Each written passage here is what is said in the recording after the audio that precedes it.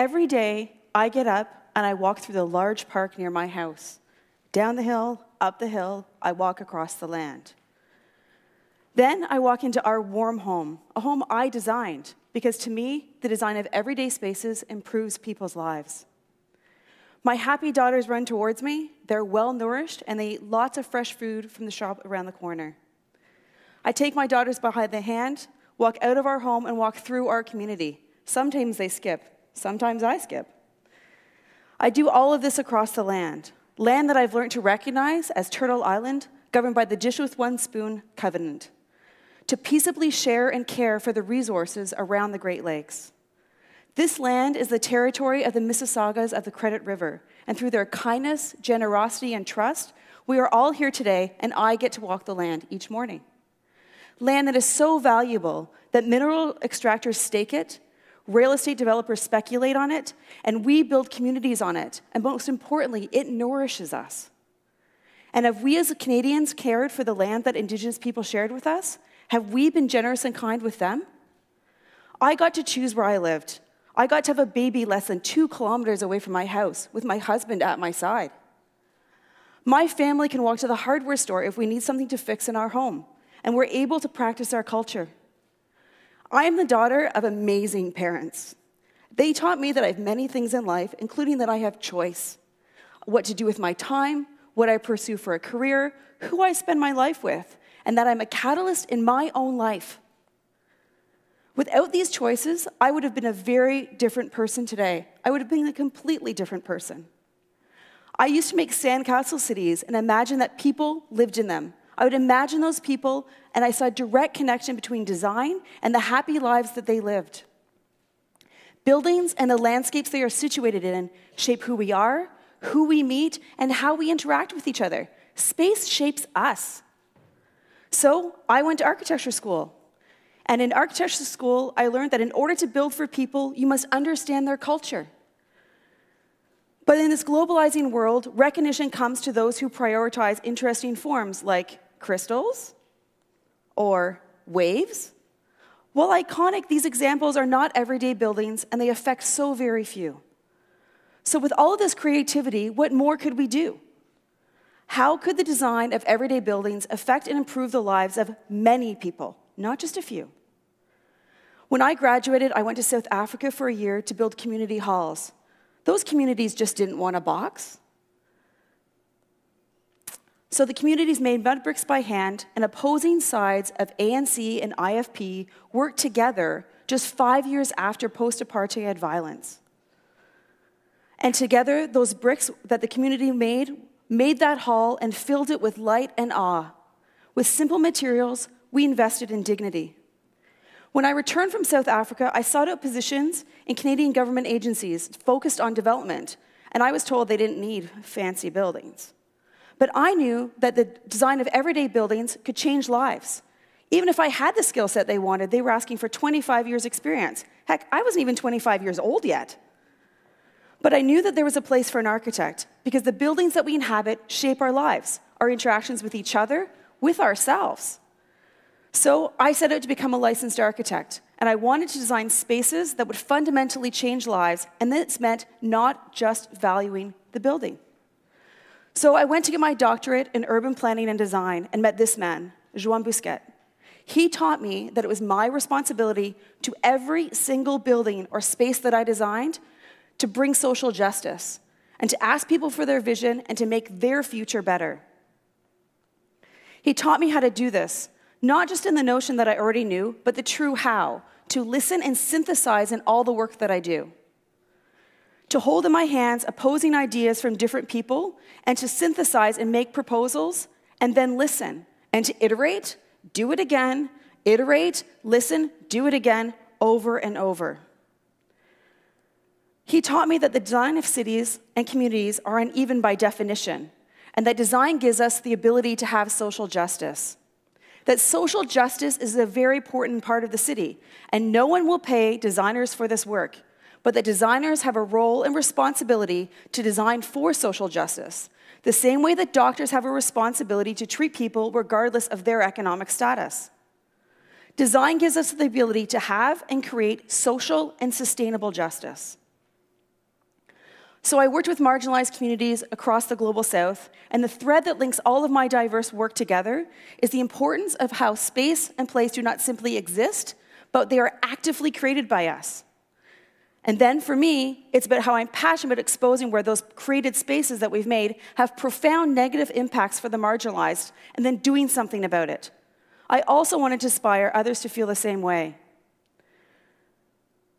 When I came home to Canada, I realized that Indigenous peoples were marginalized, and that many had declared states of emergencies in their own communities due to the needs for clean water, shelter, and suicide.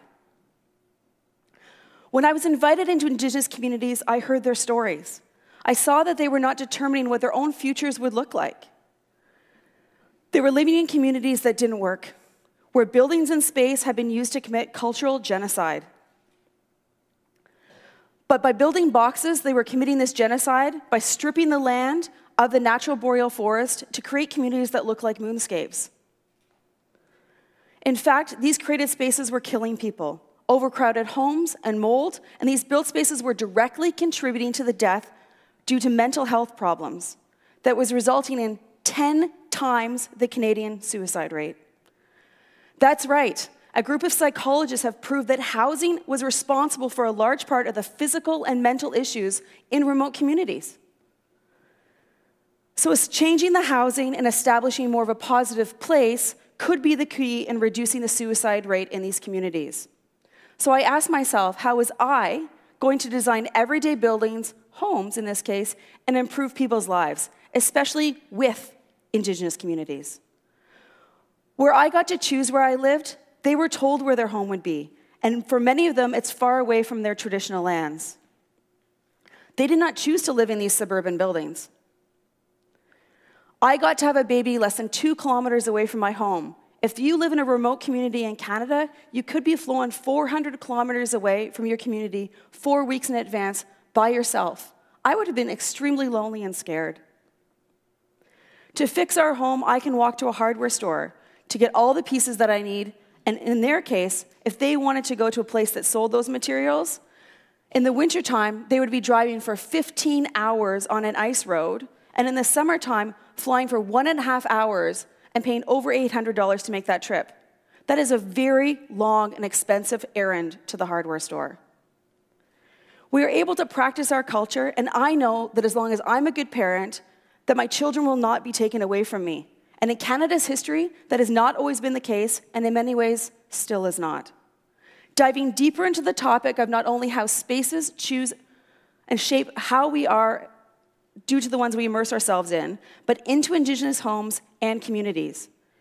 If they were allowed to build a house, they were given a house, they had to select from pre-designed Indian houses, designed for them by Indian Affairs, and they were given an instruction book on how to live in it.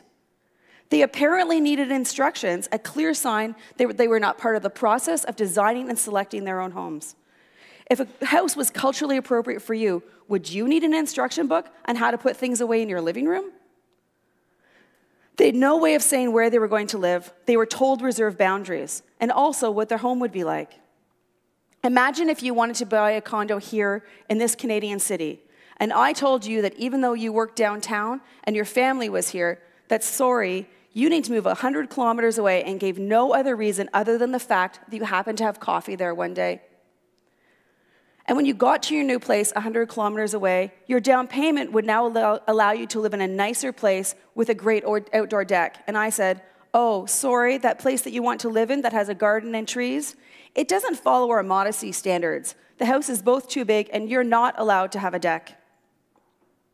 Oh, and there was a bad fire in your mom's community as well. So your mother, your sister, her husband, and their 3 kids are coming to live with you.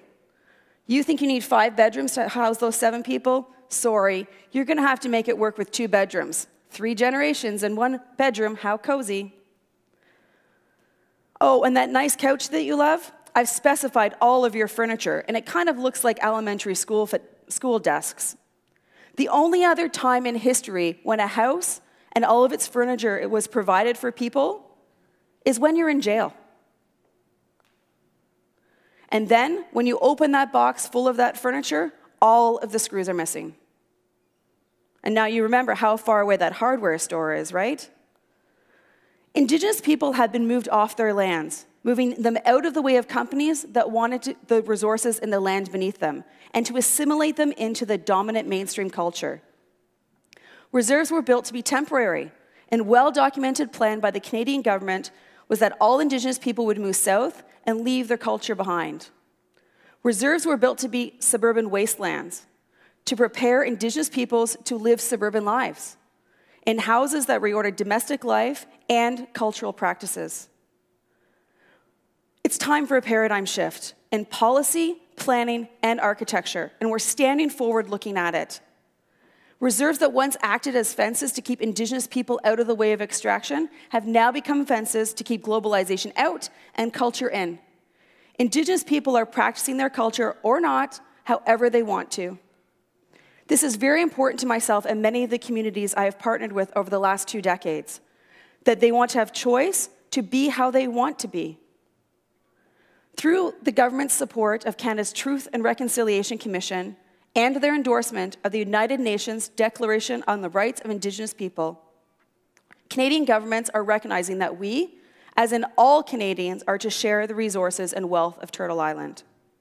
Instead of reconciliation, I like to refer to this as reconciliation, because doing nothing is a policy that has existed for far too long, and we need action. To me, sharing is to truly share, to truly partner by letting Indigenous voices lead and not retaining levers of control over resources. It is no longer okay to ask, oh, you must decide, but only from within these parameters. That's not partnership. That's not even consultation. These communities have waited 10 to 15 years for any new homes. 10 to 15 years for any new homes.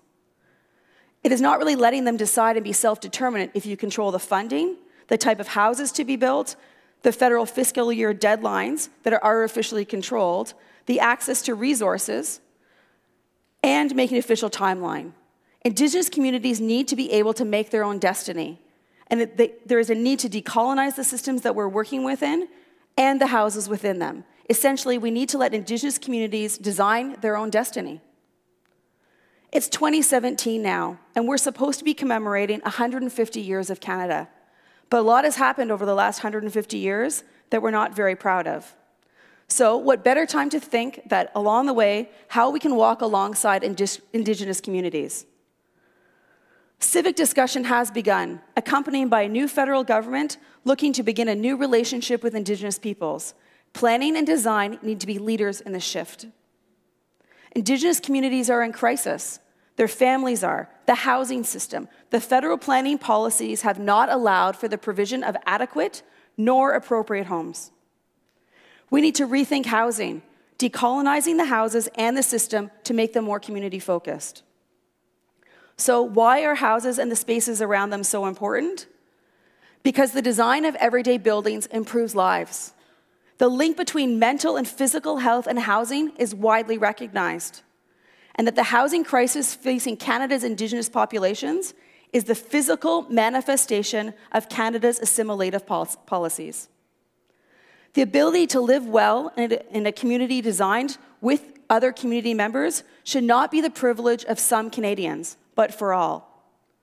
Indigenous people should get the choice of where and how they want to live, to choose the spaces that will shape them, their children, and 3 generations forward.